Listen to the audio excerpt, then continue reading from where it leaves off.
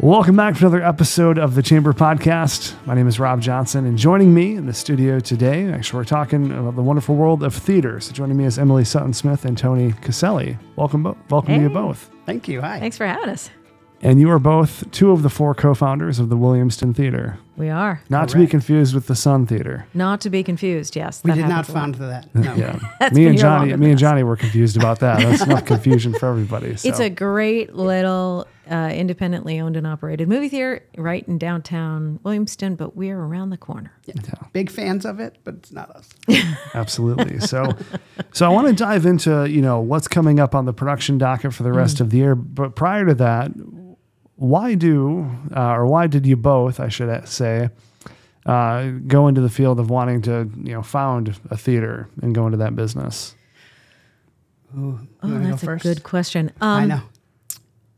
Well, I think the opportunity presented itself. There was a time about 20 years ago where, we had all worked together at the Purple Rose Theater Company in Chelsea, and there seemed to be an opportunity for us to sort of pitch in and say, hey, let's do another theater company. Let's found another theater company. And my husband, who wasn't my husband at the time, but who is one of the other co-founders, John Leopard, and the fourth co-founder is Christine Purchase. She's our managing director.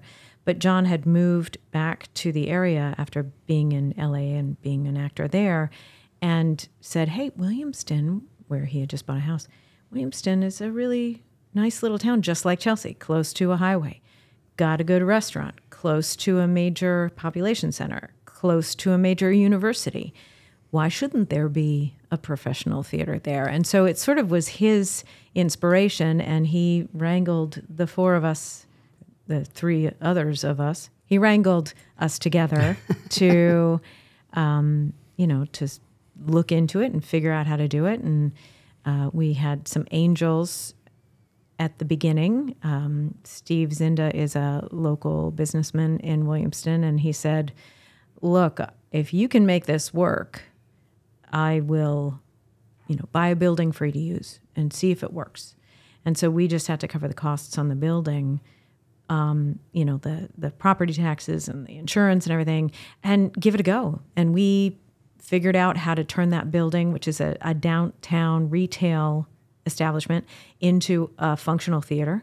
And it's happened in stages over 18 years where we have, we had just a room at the beginning and some folding chairs and some risers. And now it's got all of the bells and whistles after many years and many renovations and reconfiguring some of the inside. So it just seemed like a good thing to do. And we, more theater is good.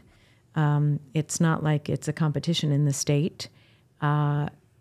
There's always new work to be produced. There are always new stories to tell. And storytelling is really important because it connects us as human beings. And we wanted to do that.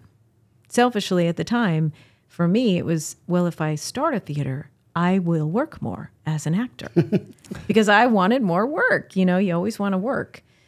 And in the time since then, it has become about much more. It is about the people and the community and the impact that we have on people when they see a show. And they are our family now. And so it's become about something much bigger than just the four of us and just the jobs. Yeah, even when John and I started talking, at the very beginnings of the conversation, a lot of it was also about, let's make it another place for Michigan artists to work. So we try and slow down the talent drain from the state, and also make it a small town because honestly, the bigger metropolitan areas have that already. And there's a lot of value in theater and storytelling and places to bring people together. And there's no reason that people who live in smaller, more rural areas shouldn't have that. In fact, there's a lot of reason for them to have that. And so trying to put it out in someplace like Williamston, which is surrounded by some farmland before you get to the other big cities, is sort of the goal, So it's been 20 years since, we were talking in the pre-show, since the paperwork was filed. 2006 is when things got off the ground. So you're going into your 18th season. Yep. Mm-hmm. How has the theater evolved over the last 20 years? Like, what have been the big milestone changes that you've seen as the co-founders? Yeah, I mean, some of them are, like Emily was alluding to, big changes to the building, getting rid of obstructing poles that were holding up the second floor and being in the way of between the audience and the actors. Some of it is just upgrades in tech and all that stuff. But a lot of it has been the growth in audience coming, the growth in people being aware of us. In 2014, we won the American Theater Wing National Theater Company Award. And so a lot of the changes have been growth in us in terms of the footprint we have and people seeing us and knowing who we are. And also, like Em said, I think the other thing that's been great is watching the community of artists and patrons grow and gather around us. And so now when we have an event, it's an event. There's people there, you know, and we know a lot of them. Right. Yeah. Yeah. And it's been nice, you know, building the thing that has become an important part of the cultural fabric of Michigan, especially mid-Michigan. It's been great. My wife and I, we go to several plays. We're fans of theater. We're always just audience members, though. Pulling back the curtain, no pun intended. What are a couple of things that, from the onlooker is like, oh yeah, that's pretty straightforward. But behind the scenes, I'm sure it's constantly, trying to fill up enough buckets to put out all the fires that are happening. Right. First off, yes, but also don't say just audience members, because without audience members, we don't exist. Yeah. So audience thank members you are for doing critical. that. Keep making audience members. Bring friends. I mean, all of the things. I think most people who don't do theater come in and go, who are all these people and what the heck are they doing? And because the reason for that is that it takes a village to make a play, we have a group called our Signature Society who are major donors.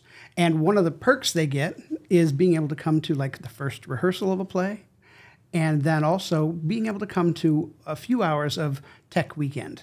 And Tech Weekend is the final part of rehearsal where you take everything the actors and directors have been doing and blend it with all the stuff the designers are doing. And so for the first time on stage, the actors get lights and costumes and sound and projections and move through all, that stuff. And we're blending all of those together.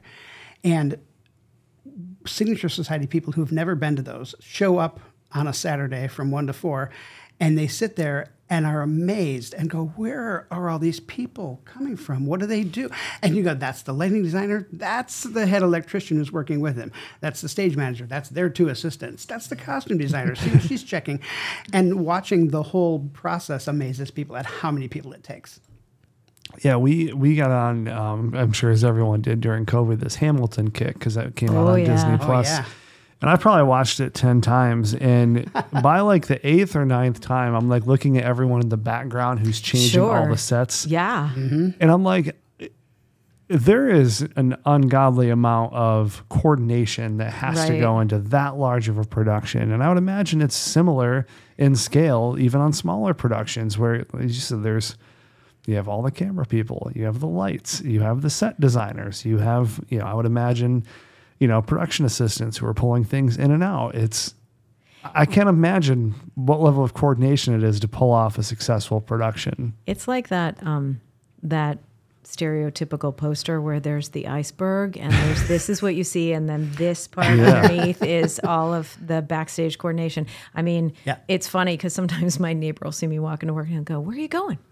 I'm like, "Work," because it happens all day long. It's not just we show up at 7 and turn the lights on and do a show. There's a huge amount. I mean, for every production, they start production meetings with the creative team 2 months ahead of time. Yeah. And that team has been hired a full year ahead of time. So they've already been percolating. They've read the script, they've been forming their own thing. And then they come together and start to pull all of that creative development together in the creative process for 2 months, and then we start rehearsals. And those actors have gotten cast a full year ahead, and they've been, working on their characters and doing their research. Or not. Or not, memorizing their lines, or not.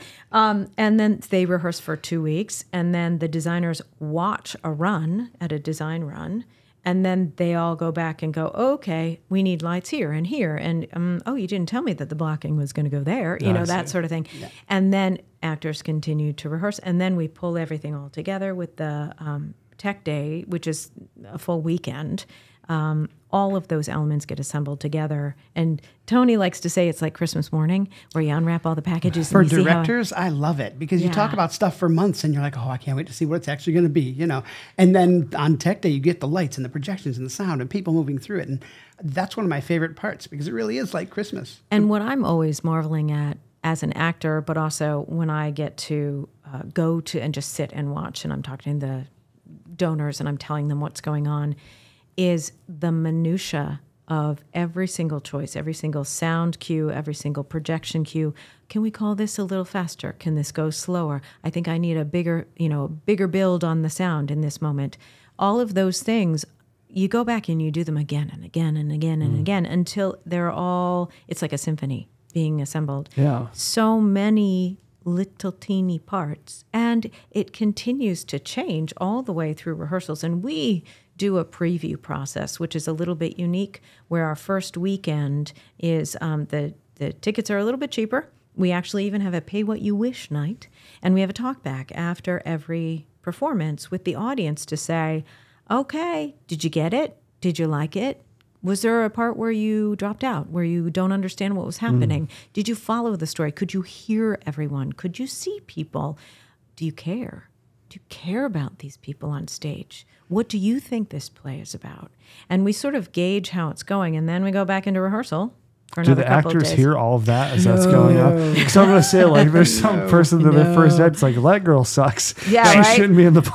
The actors are locked away in the green room. The monitors are turned off. Yeah, no, and That's good. audiences are. I'll go onto the stage with the director, and if it's a new play, which we do a lot of brand new plays, sometimes the playwright will join us, and we'll sit on stage, and I've got that litany of questions that Emily just went through that we're really specific about what we ask. And then we do open it up a little bit and say general thoughts on what worked and what didn't, and try to steer people away from redirecting or rewriting the play. Sure. But also it's super useful to watch. If everybody checks their watch at the same moment, then that moment needs some work, right? Sure. And so it's a great part of the process. Previews are awesome. Well, Tony, as a director, when you're going and you guys do, when the tech gets spun up and you do the lights and the costumes and the full production, have you ever gotten to a spot as a director where you see it all together and you're like, oh, we need to make a change?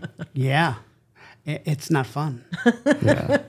What does that feel like? Because I've been on like production sets for small commercials where I'm like, all right, we need to change everything, and the eye rolls are palpable. I can't imagine what it would be like with what you're doing. Most of the time, if we're at a point where the director or me as artistic director, if I'm not directing, say, okay, we have a couple big changes we have to make. If it's at that point, more often than not, most of the designers in the room are going to go, yes, good. I'm glad you saw that. Thank you. Okay. But honestly, more often than not, because it's been in the works for months, there's rarely giant changes. You know what I mean? But there are often small ones where you go, you know how we thought that was going to work? Yeah, it just doesn't. We have, and then everyone in the room contributes to, okay, let's fix, I see. Yeah. And it's always in service to the story. Sure. So are we telling the story in a way that's understandable and is also going to convey what the playwright's meaning was and how we interpret that meaning, and what is the story that's going to resonate most with our audiences? Because we do know our audience's desires and personalities to a certain degree.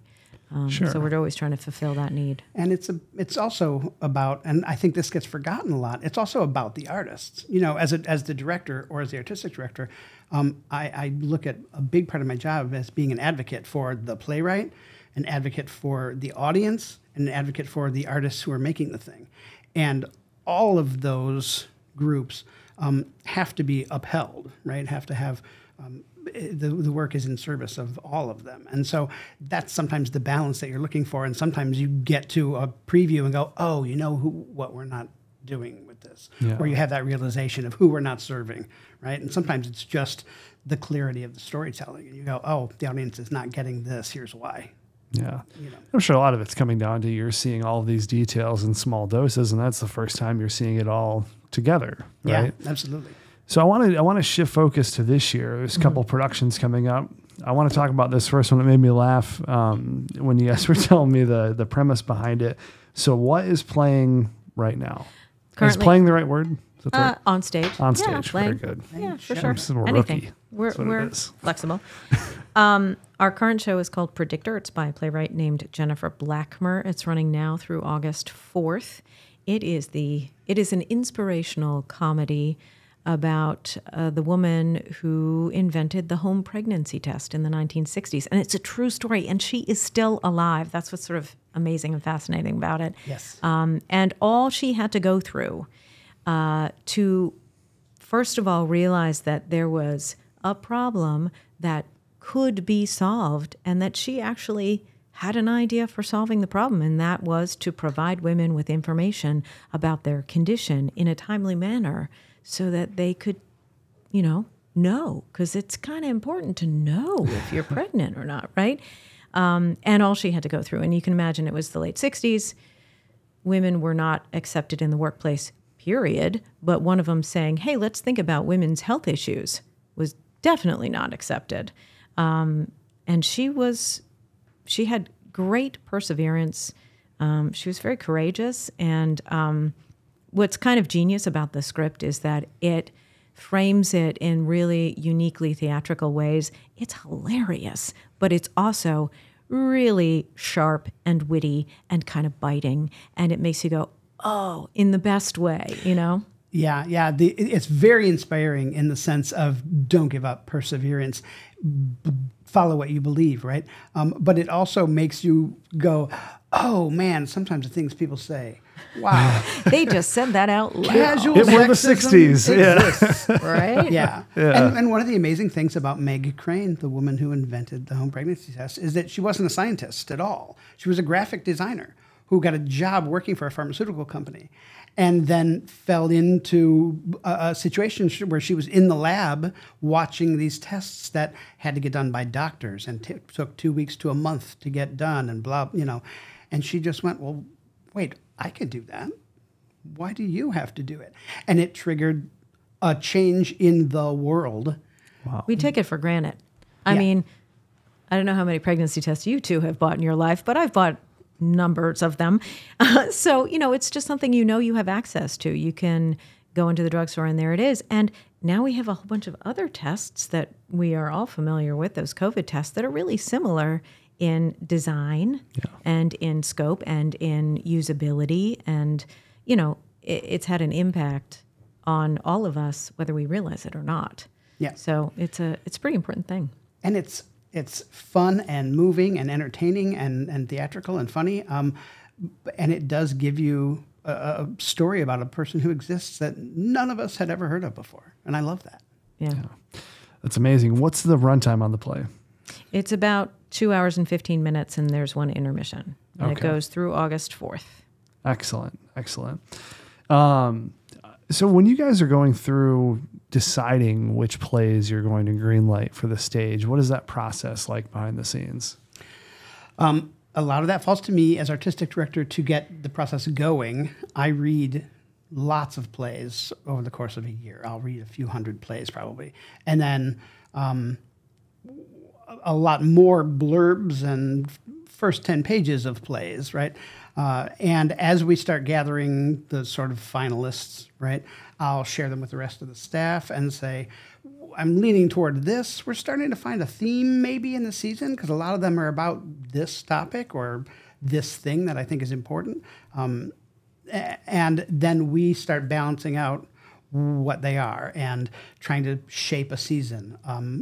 We for a long time did 6 shows a year. We just recently dropped down to 5 and made our runs longer in an effort to see if we could do that. And also after a certain number of years, we were ready for a little breathing room between shows.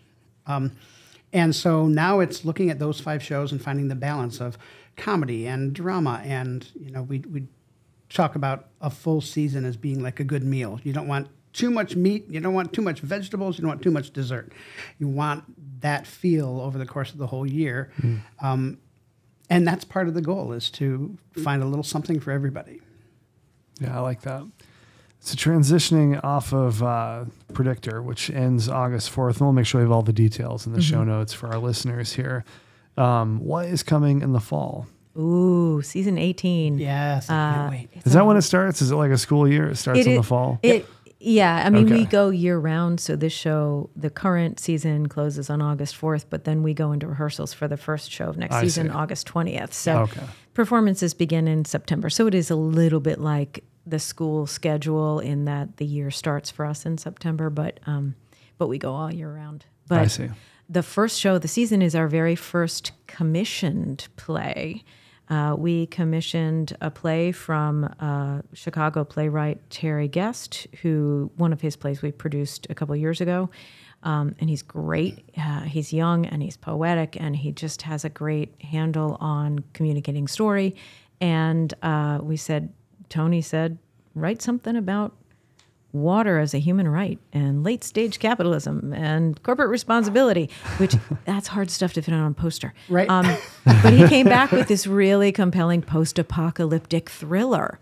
So it's great because it is set here in Michigan. And here we are, right in the middle of the greatest freshwater resource on the planet.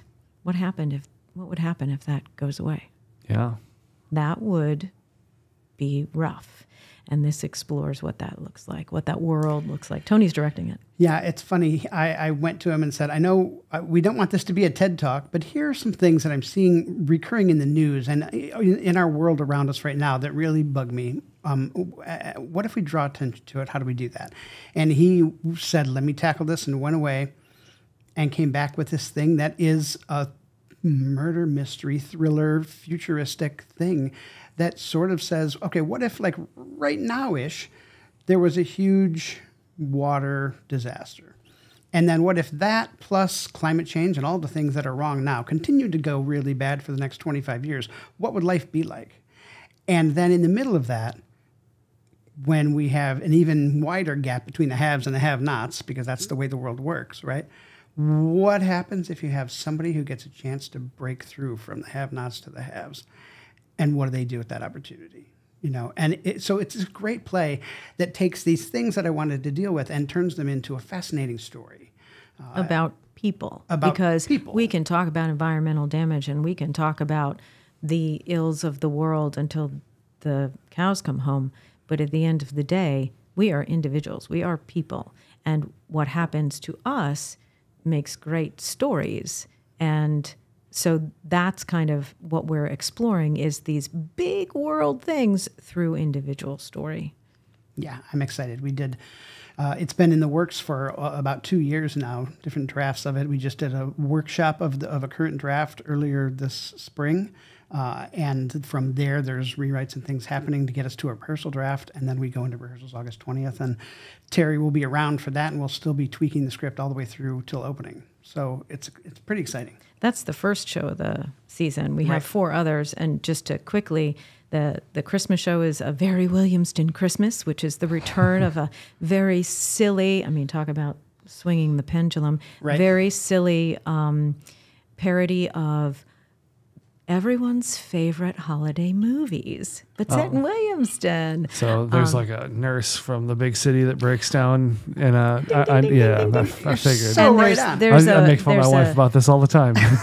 A handsome man wearing flannel. Yeah, there will be lumberjack. chocolate and 17 cookies. jobs, and he's an expert in everything in the city. And he's single. He's single, he's if you can single. believe No, it. he's better yet. He's widowed. a widower He's- with a cute little boy. That's right. That makes better sense. So that's A Very Williamston Christmas, and that runs from fabulously November fun. 14th to December 27th, 29th, something like that. I love it. That's and awesome. then in February of 2025, A Case for the Existence of God, which doesn't have anything to do about religion. No, it's but not a play about religion. It's just So it's not appropriately titled. But it is in it a is lot. when you see it, you go, Yeah. oh, right, okay. Yeah, it's a story of two single dads and coming from very different walks of life, but both finding commonality in the fact that they have these toddler daughters who they care deeply about and want to create a future for. So it's a beautiful exploration of that. It's so sweet and touching. And a lot of love. Yeah, it really digs into the challenge of what if you don't fit the box that society says, well, here, you have to fit in this box in order to get ahead in life, right? And you've got these two guys who just wind up being friends and bonding over that challenge of being single dads and not in the way that the world wants them to be. It's a really beautiful play. Yeah. And then in the spring, we have a play called Baba, which you talk about this when you're directing it. Yeah, Baba, a beautiful play, very sweet, charming, funny. It's by Denmo Ibrahim, and it's a lovely father-daughter story, really, but told in a super theatrical way, and also through the lens of the immigrant's journey here in the U.S. And the whole first half of the play is Mo, who has been living here. He and his wife emigrated here from Egypt, and he's ready to take his daughter back. He wants to take so he's spending all of this time in the office, the government office, trying to get a passport for his 5-year-old daughter. And so the first half is all about bureaucracy and the repeats and the hilarity and the frustration that comes with that. And then in the middle of the play, the actor who's playing Mo transforms and becomes his daughter 35 years later, who's going through a very similar journey, just trying to get a plane ticket and get through customs and immigration to get to Egypt, and see her dad, who she has not seen in years and years and years and years. And it's a lovely, sweet father-daughter story that's really delightful. The actor who is playing both father and daughter is Sarab Kamu, who is a Michigan actor who has been on all the stages in Michigan, and people will recognize her. She's quite wonderful. So it's a real tour de force kind of an experience. Yeah.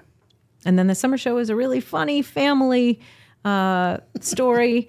It's Incident at Our Lady of Perpetual Help, set in the early 70s. An Irish Catholic family. An older sister explains the birds and the bees to her younger sister, who just happens to be recording it on her brand new cassette recorder.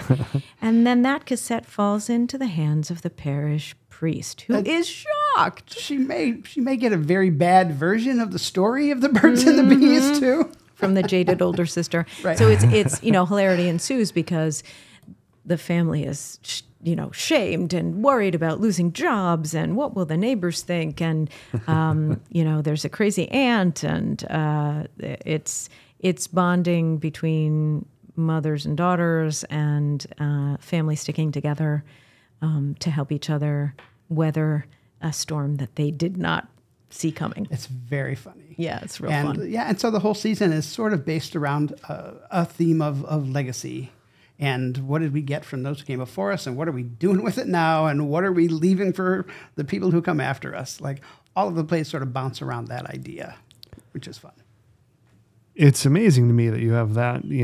I'm sure this is how it works everywhere, so it's just me being an outsider, but the next year is already set. So when do you start working on the 2026, or I guess it would be season 19? Season 19, the 2025/2026 season, has begun in terms of me looking at plays and going, here I'm making a pile and a list, and let's start looking at what options could be.